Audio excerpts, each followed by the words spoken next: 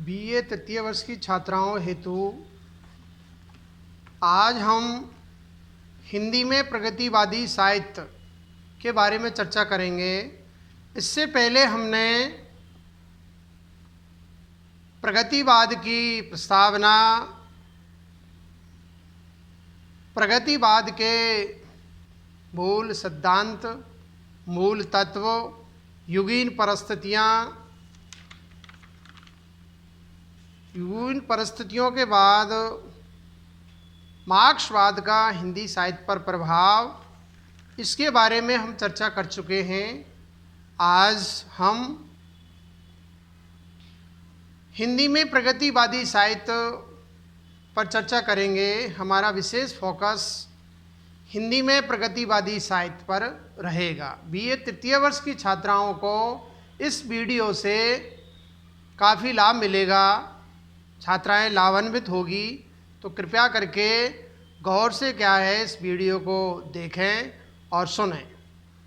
हिंदी में प्रगतिवादी चेतना का विकास या चेतना का प्रारंभ सर्वप्रथम 1936 ईस्वी में हुआ था, या 1936 ईस्वी के आसपास ये प्रगतिवादी चेतना हिंदी में उभर करके आई।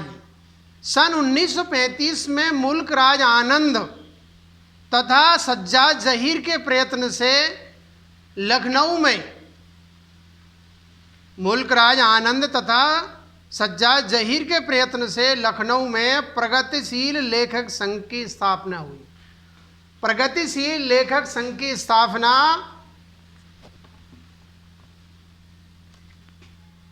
1935 में हुई थी।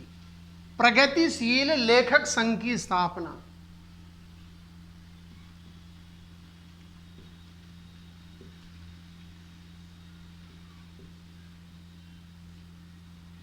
लेखक संघ की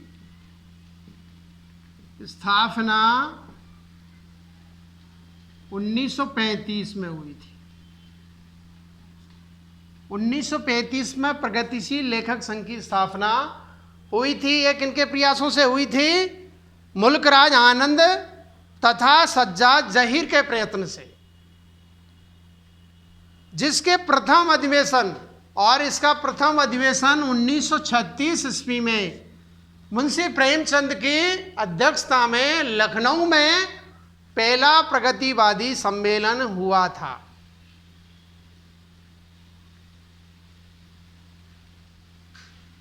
जिसके प्रथम अधिवेशन 1936 की अध्यक्षता प्रेमचंद ने की।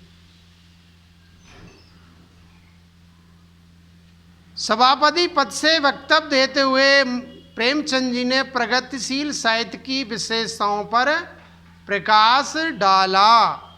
इस संघ का दूसरा अधिवेशन 1938 में संपन्न हुआ, जिसके अध्यक्ष विश्व कवि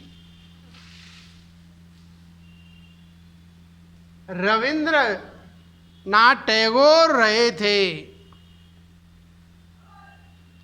यही वह वर्ष है जब पंत तथा नरेंद्र शर्मा ने प्रगतिवादी साहित्य को गति देने के उद्देश्य से रूपाव नामक मासिक पत्र का प्रकाशन प्रारंभ किया। मुंशी प्रेमचंद के संपादन में प्रकाशित हंस का भी मूल उद्देश्य प्रगतिवादी साहित्य का ही प्रचार करना था। प्रगतिवादी काव्य के प्रवर्तन का श्रेय सुमित्रा नंदन पंत को दिया जाता है।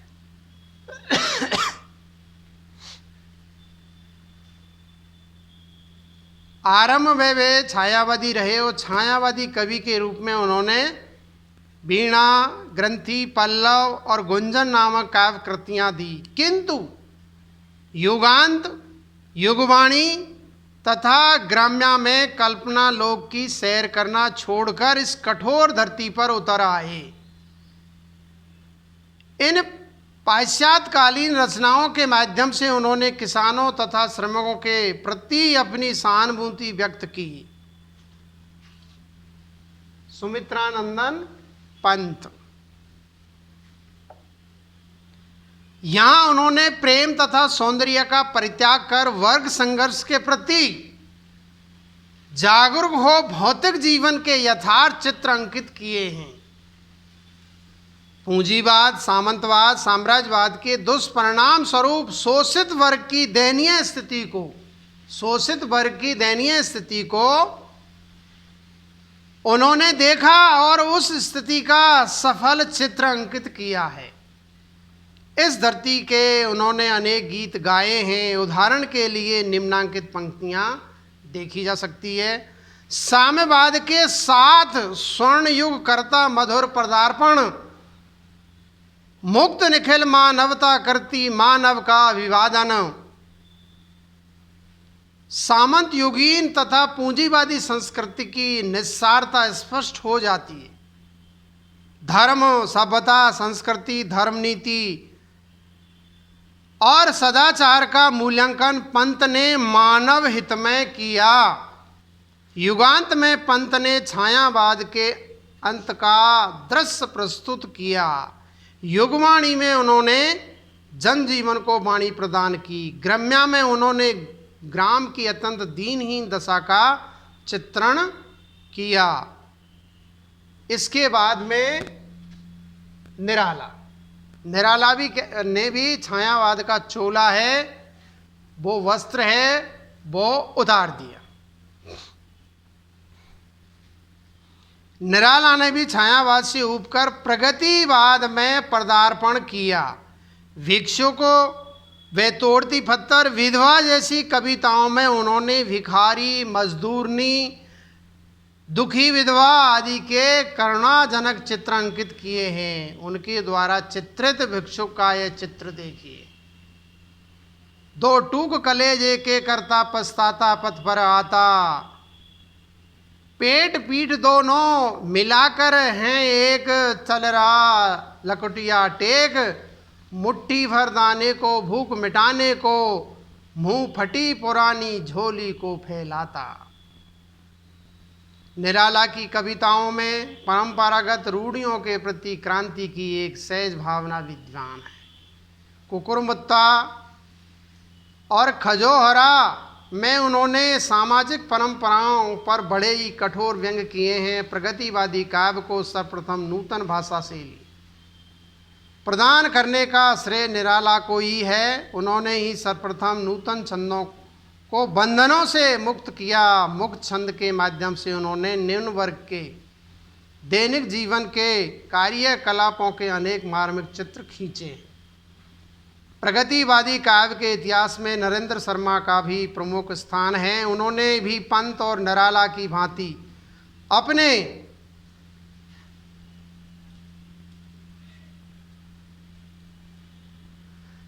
अपने कवि जीवन के आरंभिक दिनों में छायावादी कविताएं रची। आगे चलकर प्रगतिवादी दृष्टिकोणों को अंगीकार कर लिया। प्रवासी के गीत जहां उनकी छायावादी रचनाओं का संकलन है, वहां फलास वन में उन्होंने प्रगतिवादी प्रवृत्तियों को अभिव्यक्ति प्रदान की है। इन कविताओं में उन्होंने मानव जीवन की यथार्थ समस्याओं पर विचार किया है। शोषित वर्ग के प्रति सहानुभूति व्यक्त करते हुए उन्होंने मार्क्सवादी विचारधारा के अनुरूप अनेक गीत लिखे हैं। रूढ़ियों पर उन्होंने बड़े तीखे व्यंग किए हैं। उन्होंने उन लोगों की खिल्ली उड़ाई है जो धर्म की आड़ में जनता को ठगते हैं, और साथ ही साथ भागवाद की कटु भत्सना की है। नरेंद्र की भाषा में प्रवाह, सरलता, भावमयता विशेष रूप से द्रष्टव्य है। भावों की सौंदर्य व्यक्ति से उन्होंने अपनी शैली को अत्यंत आकर्षक बना लिया है। शिवमंगल सिंह सुमन, ये भी बहुत अच्छे प्रगतिवादी कवि रहे हैं। शिवमंगल सिंह सुमन भी प्रगतिवादी काव्य धारा के प्रमुख कवि हैं। इनकी कविताओं पर रूसी साम्यवाद का बहुत अधिक प्रभाव है। रूस की लाल सेना से प्रेरणा ग्रहण कर उन्होंने भारतीय शोषित वर्ग को क्रांति के लिए ललकारा है। मांस को अब भी दूर है जैसी उनकी कविताओं को पर्याप्त ख्याति प्राप्त हुई है। भाषा सर्वत्र सरल है। ओज गुण भी सर्वत्र देखने को मिलता है। मुहावरों के प्रयोग में सुमन जी को सफलता मिली है। रामधारी सिंह दिनकर, ये द्वितीय राष्ट्रीय कवि है। पहले राष्ट्र कवि मैथिली शरण गुप्त हैं और दूसरे हैं रामधारी सिंह दिनकर। रामधारी सिंह दिनकर ने प्रगतिवादी दृष्टिकोण को स्वीकार कर अपने ओजपूर्ण स्वर से देश को जगाया है। हुंकार, रेणुका आदि आपकी प्रमुख प्रगतिवादी काव्य रचना है। शोषित वर्ग के जीवन में जो एक महान अंतर दिखाई पड़ता है उसको उन्होंने अत्यंत सजीव अभिव्यक्ति प्रदान की है। श्वानों को मिलता दूध वस्त्र, भूखे बच्चे अकुलाते हैं, माँ की हड्डी से चिपक चिपक जाड़े की रात बिताते हैं। युवती की लज्जा वसन बेच जब ब्याज चुकाए जाते हैं, मालिक जब तेल फुलेलों पर पानी सा द्रव्य बहाते हैं। देखिए क्या स्थिति है देश की, तत्कालीन समय की, तत्कालीन परिवेश का बहुत ही बखूबी वास्तविक चित्रण उन्होंने किया है। श्वानों को मिलता दूध वस्त्र, भूखे बच्चे अकुलाते हैं, माँ की हड्डी से चिपक चिपक जाड़े की रात बिताते हैं। क्या दयनीय दशा है मजदूर की, श्रमिक वर्ग की, सर्वहारा वर्ग की। दिनकर जी ने अपनी कविता कस्मे देवाय में वर्तमान सभ्यता का अत्यंत भीषण चित्र अंकित किया है। उनकी भाषा में सर्वत ओज, प्रभा एवं सजीवता है। अगले रामेश्वर शुक्ल अंचल, ये भी बहुत अच्छे कवि हैं, ने भी कृषकों की अत्यंत दयनीय स्थिति को देखा है। इन खलियानों में गूंज रही किन अपमानों की लाचारी, हिलती हड्डी के ढांचों ने पिटती देखी घर की नारी। इन खलियानों में गूंज रही किन अपमानों की लाचारी, हिलती हड्डी के ढांचों ने पिटती देखी घर की नारी। इन कविताओं के अतिरिक्त केदार नाथ अग्रवाल, डॉक्टर रामविलास शर्मा, रांगे राघव अज्ञे, भारत भूषण अग्रवाल, गिरिजा कुमार माथुर आदि कवियों ने भी प्रगतिवादी साहित्य की अभिवृद्धि में पर्याप्त योग दिया है। इन सभी ने अपनी अपनी रचनाओं में समाज की वर्तमान समस्याओं को वाणी प्रदान की है। इनकी रचनाओं में दलित और पीड़ित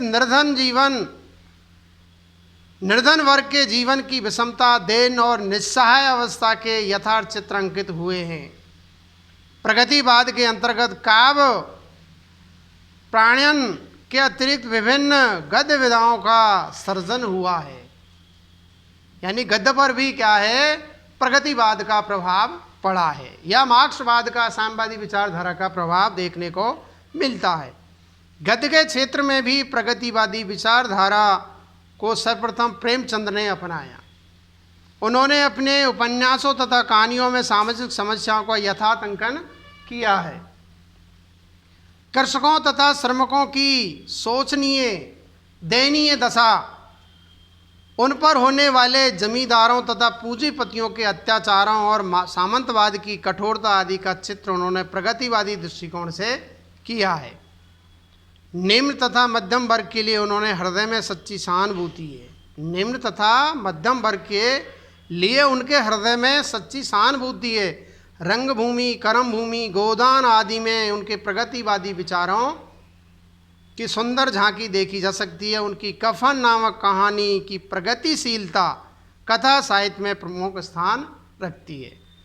चोटी की पकड़, काले कारनामे आदि उपन्यासों में निराला ने भी मार्क्सवादी जीवन दर्शन को अपनाया है। उनकी चतुरचमार, पगली नामक कहानियाँ भी प्रगतिवादी विचारधारा से प्रभावित है। प्रसाद के कंकाल नामक उपन्यास की गणना भी प्रगतिवादी उपन्यासों के अंदर ही की जा सकती है। प्रगतिवादी उपन्यासकारों तथा कहानीकारों में प्रस्तुत लेखकों के अतिरिक्त यशपाल, रांगे राघव, राहुल सांकृत्यायन, अमृतलाल नागर आदि का भी नाम आदर के साथ लिया जाता है। प्रगतिवादी निबंधकारों में डॉक्टर रामविलास शर्मा, राहुल सांकृत्यायन, यशपाल, शिवदान सिंह चौहान आदि प्रमुख है। हिंदी में प्रगतिवादी आलोचना ने भी एक नूतन दृष्टिकोण दिया है। इस प्रकार की आलोचना में साहित्य का मूल्यांकन समाज की उपयोगिता को दृष्टि पथ में रखकर किया जाता है। डॉक्टर रामविलास शर्मा, शिवदान सिंह चौहान, प्रकाश चंद्र गुप्त आदि प्रगतिवादी आलोचक है। और हम कल चर्चा करेंगे। आज इतना ही, धन्यवाद।